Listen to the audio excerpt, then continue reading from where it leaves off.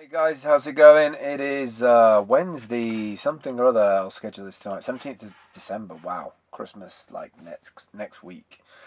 Um, I wanted to get a bunch of videos together over the next week so that it was automatically going out. This video is about some issues that I had over the last week in terms of connectivity. Um, I had a giffgaff SIM, which is an O2 network SIM card in this country. And even though it has unlimited 3G, you can't tether with it. So I tried tethering with it. I uploaded 5 gig very slowly over the space of X amount of hours, maybe 12, 24 hours, 20 hours maybe.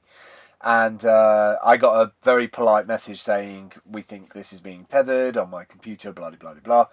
And so they kind of locked that down. Now, I couldn't afford that week to buy a 30 gig a 10 gig, £30 EE data SIM, 4G data SIM. So had a real problem uploading stuff, didn't have enough connectivity, couldn't tether, all of that.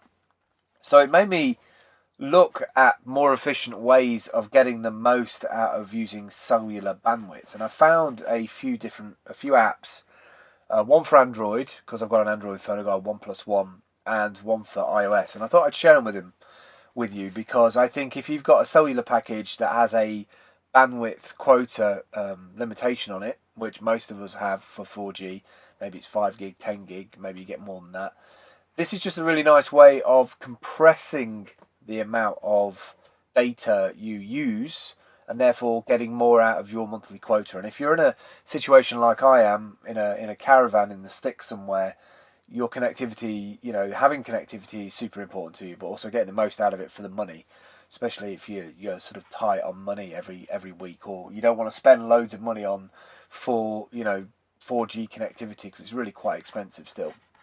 So I'm just going to jump into my desktop here. I'm going to get rid of this and shrink that down, and want to show you a few apps. This is the first app. It's called Onavo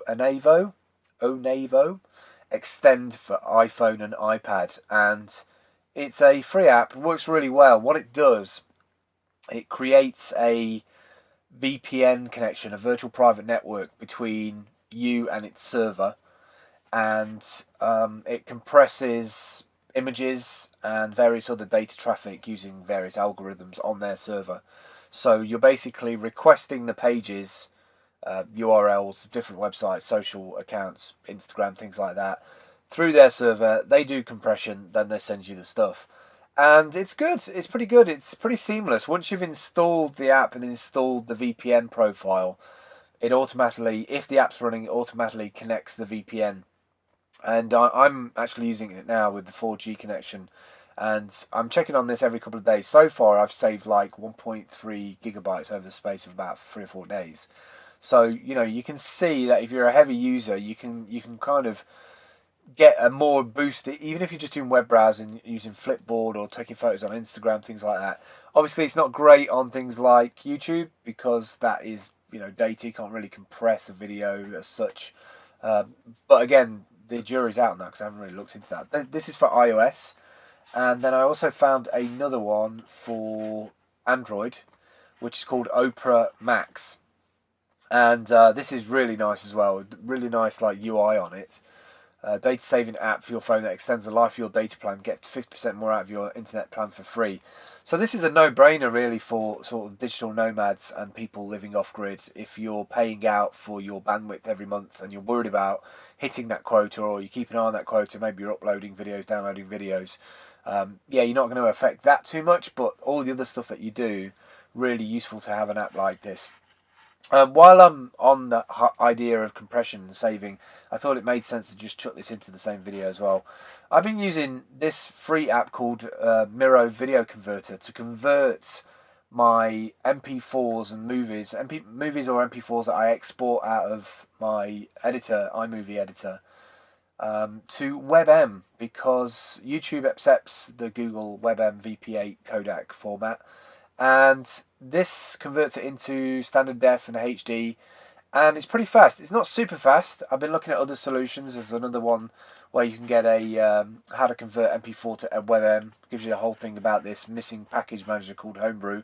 So if you're a bit of a geek and like your sort of command line terminal, there's a way of using FFmpeg to command line convert MP4s to WebM, and you can, nice little scripts in here to take a whole folder and just convert them all. I've not seen a speed improvement of this FFmpeg versus Miro video converter. I'm sure Miro video converter is using some kind of version of FFmpeg in the background to do it anyway.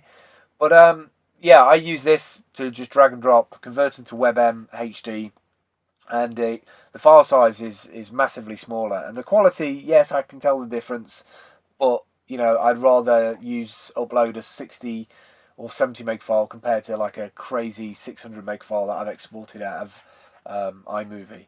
So I just thought I'd throw those little tips in there. That's pretty much it, really. Go and check out that Oprah Max, the Onavo Extend. I'll put some links in the comments as well.